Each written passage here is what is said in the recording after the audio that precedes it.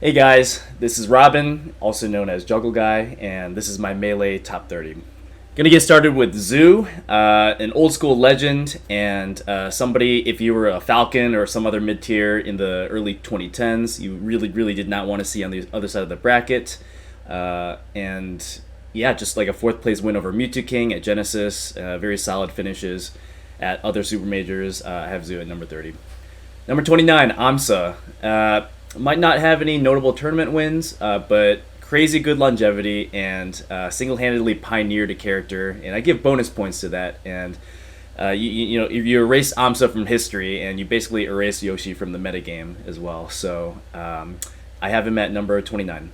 Number 28, Hugs, the tribe elder of the Melee community, always kind of clinging on to relevance.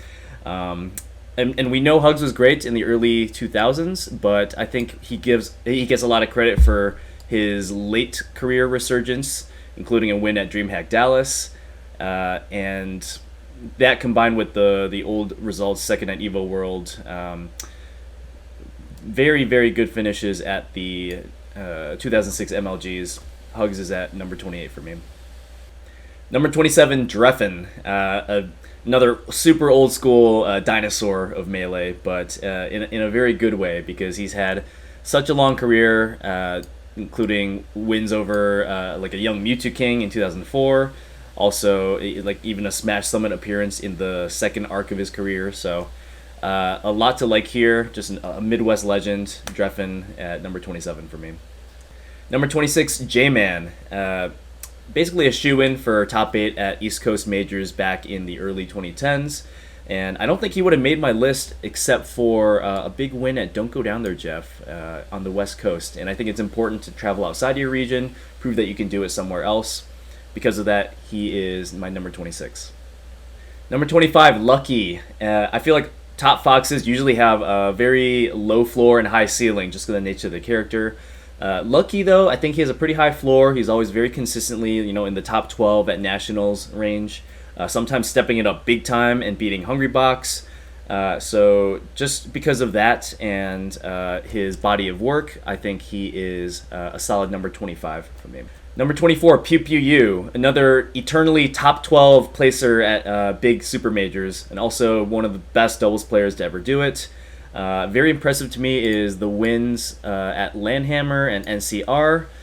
Sometimes he had to get over some of his demons in bracket, like Shroomed, even a win over Mango here and there. So very solid results at all the Evos. Mostly stopped by Axe in the 9th place matches, but at some point you got to give it to him. Even if he's not winning these big tournaments, he's doing extremely well. Number 24, PPU. Number 23, Kirby Kaze, probably the best Canadian Melee player to ever do it, and there are probably a lot of tournament runs that people don't talk about, but this one stands out to me. Second at Rule 6 Regional, Kirby Kaze beat Waffles, Westballs, Shroomed, S2J, all back-to-back, only to lose to Mango in Grand Finals. Super impressive to me. That kind of is a testament to where he was at back in the 2011 to 2014 range. Just a very solid top 10 in the world player almost every year. Kirby Kaze comes in at my number 23. Number 22, Hacks, another player with a huge collection of top 8s and pushed Falcon to his limits. I hate to admit it as a Falcon main, but even after switching to Fox, it wasn't like he took 2 steps back and 3 steps forward. It was more like half a step back and like 5 or 6 giant steps forward, and that was super impressive to me. A lot of great results. He is my number 22. Number 21, SFAT, maybe the most under the radar top player of all time. Just always sits at the edge of top 8, top 12 at these super majors. I personally love the guy. He's been to every big house, even gotten top 6 at a few of them, including a win over Hungrybox. He's just been doing it for so long at such a nice high level that I have him at my number 21. Number 20, Dark Rain. This is probably my hottest take of the top 30, but I've got him sitting here because he was legitimately a top 10 player in the 2009-2010 era. A win over Tipped Off 4, over Colbull and Hungrybox. This is the same year that Hungrybox got 3rd at Genesis. And he goes on to win Show Me Your Moves and does very well at the FCs. One of the most legendary crew battle players of all time. Dark Reign is my number 20. Number 19, Isaiah. I'll be honest, Isaiah's here for his influence and not necessarily his tournament results. Only one big win at most 3. But I think in terms of influence, he ushered in a playstyle of more intuitive and free-flowing, adapting to your opponent. Something that players like Mango took up later on. And just because of how he impacted the landscape of the scene, I have him at number 19. Number 18, Shroomed. There was a time from about 2012 to 2015 where you basically could not look at a results thread of a major and not see Shroomed in the top 8. And he did it with a very bad character, Doc, for a while. After he switched to Sheik, he's multiple God wins, a lot of great results, especially at the Apexes. Seems to always do well. Shroomed is my number 18. Number 17, Wobbles. Hate the technique, but I respect the hell out of the player. I'm pretty sure Wobbles' second place at EVO 2013 is the best second place run out of any Melee player ever. Beats PP, Mango, Hungrybox back to back to back. Obviously, he loses the run back in Grand Finals, but at some point, not getting first place, but going on a run like that has to earn you something. And in most of our hearts, he basically won that Evo. And for that, he's my number 17. Number 16, S2J. Really impressive results. Not a lot of huge tournament wins, but a lot of good first places at like regional pluses. Always in contention for top 8 at majors, and is maybe like a back air to knee combo on Armada away from being in the top 15. But as it stands, he is my number 16 player of all time. Number 15, Wizrobe. This is where you start to have a delineation of like players with huge tournament wins nationally. Beats Hungrybox to win Smash and Splash. Beats Zane and Mango to win SCL earlier this year. So a lot of great results, even a second place at a Smash Summit. Wizrobe is my number 15 of all time. Number 14, Korean DJ. Somebody who I think has one of the single most impressive years out of anybody on this list, which was his 2006. If you look at all of the MLG results, he just did amazing. Multiple wins over Mewtwo King, wins MLG Long Island.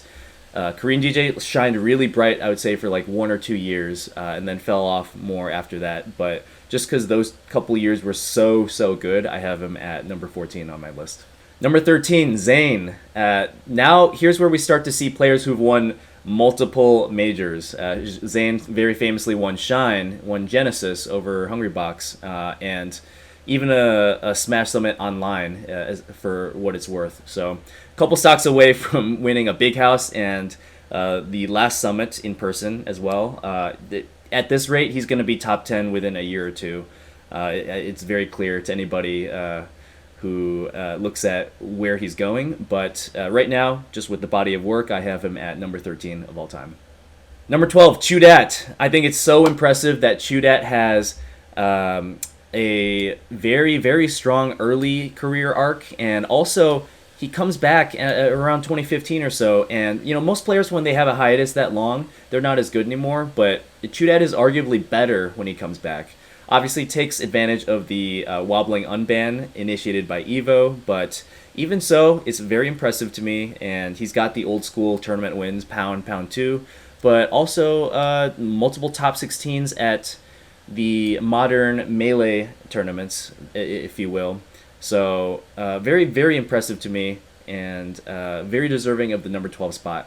Number 11, Axe. An amazing major victory at Summit. Basically a decade of top 8 results at Super Majors, and very similar to AMSA, carried a character on his back for years and years, developing the Pikachu metagame almost single-handedly. So multiple Godwins to his name, just a super, super solid resume of results. I have Axe at number 11 all time. Number 10, Plup. All right, so like Axe, has one very, very good Super Major victory, Genesis 5. And also a very insane lineup of second place finishes. Second at Big House 7 and 8, Smash Summit 9. Pretty much a lock for top 6 at all the Smash Summits if you look at it. And almost as impressive if not more, is just how consistent he was at Evo. He seems to get a power up, top 4 at 3 Evos out of 4 years. And if you'll remember, 2015 and 2016, these were like record-breaking tournaments. So he's getting top 4 at what is at the time the biggest tournaments of all time for like 2 or 3 years in a row. Super impressive at number 10. Number 9, Azen. Azen is somebody who a lot of new school players might not know about. He won very ugly. If you look at his old VODs, there's nothing very flashy or impressive that stands out right away, but he was highly adaptive and intuitive, which made him a really good rival of people like Ken and PC Chris, sometimes taking nationals over them, like the MLG New York playoffs run, which up to this point, I think of any player between 9 and 15, that's probably the best or maybe second best tournament result that we've seen. So Azen is my number 9 player of all time.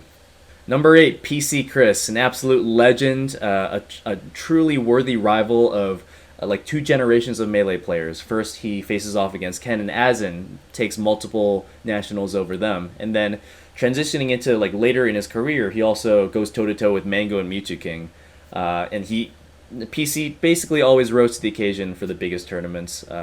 There's some sort of like clutch gene about him that I think a lot of players really enjoyed. So just looking at his resume, barely anything below 3rd at a relevant tournament between like 2006 and 2008. PC Chris, my number 8 player of all time. Number 7, PPMD, and I think we have a very clear divide here. We're getting into players who dominated Super Majors for multiple years. PP's the first one. And I think his back-to-back Apex wins are basically the highlight of his career. Pound, one of the most legendary runs of all time, over Armada. And at some point, PP had a winning record over Armada, which very, very few people, minus Silent Spectre, can say. If there's one critique I would say is PP attended so few, relatively few tournaments compared to the other gods, so that's why I kind of have him at the bottom of the top 7. But a very clear divide between this and the other 8 through 30 on the list. Number 6, Leffen. Leffen has really high peaks at Super Majors, almost a lock for top 4, even in the presence of other gods. Like, he is consistently outplacing the other gods, not all of them, but some of them at these Super Majors between like 2014, 2019. And I think what's also super impressive is Leffen essentially had the years 2016 and 2020 taken away from him for reasons out of his control. And he overcomes his challenges, comes back super strong, and I'm really excited to see where he lands next year when things finally open up again. Number 4, Mewtwo King. Mewtwo King's the definition of longevity and notable placings. You look at down here, I don't know if anybody else needed 2 like full rows of notable placings, especially like half of it is second places at these big tournaments, and ridiculously consistent at Evos, at Smash Summits, Apexes. Had a very, very nice run at big houses where he was getting first, second, third at 3, 4, 5, and yeah, I mean, doesn't have an incredible lineup of first places, but enough that I think he's clearly the number 5 player of all time. Number 4, Ken, the king of Smash, the god before gods. Basically the first top dominant Melee player that we've seen in the golden age of the game. And if you look at his results, there's almost nothing below second place that at any notable tournament between like 2004 and 2007, which is insane to think about. I also don't want to overlook the fact that he came back in around 2014 to 2016 and had some really nice results. 13th at Evo, wins over Fly Amanita and Westballs. I think he could have been a top 10 player again if he really pushed himself to do it. In any case, I think that is a testament to show that it wasn't really his technical ability that got him where he was. It's just like the adaptation to the metagame, and if somebody pushes him to get better, he will. That's what we saw in his heyday, and that's why he's number 4 on my all-time list. Number 3, Hungrybox, just ridiculously consistent, and get this, at the 12 biggest Melee tournaments of all time, he has averaged better than 3rd place. That is crazy. Um, Also, if you force Armada off of Peach and you're the impetus behind him learning two new characters, Young Link and then Fox, you're doing something right. Definitely the most annoying rival of all time to Armada and then Mango more recently. I say that respectfully, by the way. Annoying, as in making arguably the two best players of all time flustered and change up how they approach the game to deal with. So, Hungrybox, number 3 of all time on my list. Number 2, Armada. I want you to look at his notable placings text. There is nothing below top 4. It's kind of mind-blowing how he maintained his level of excellence throughout the years. Other players have bad days. They crash out in like 17th place. Armada's definition of a bad day is 4th place at the biggest tournament of all time, losing to Mango and Leffen. So there's not too much more I can say that hasn't already been said. Armada comes in at number 2 for me just because he's not playing anymore, but his body of work is definitely deserving of number 1, and I think as a prediction, he probably will be number 1, but on my personal list, I have him at 2. Number 1, Mango. Mango's number 1 for me because of what I prioritize. I value peak performance, I value the influence on the scene, and I value pioneering of multiple characters as well. So, look at Mango. At one point in time, he had won 6 of the 10 biggest Melee tournaments ever. Pretty insane to think about, and I think it's very impressive that he is the only player on this list who can have an argument for number 1 in 3 different decades. And also with 3 different characters, Fox, Falco, and Puff. So, I mean, really can't say enough about him. He is my number 1 player of all time, and there's going to be a big debate, 1-2, Mango Armada. I think it could go either way, but for me, because of all the intangible factors I mentioned, I have Armada at number 2 and Mango at number 1.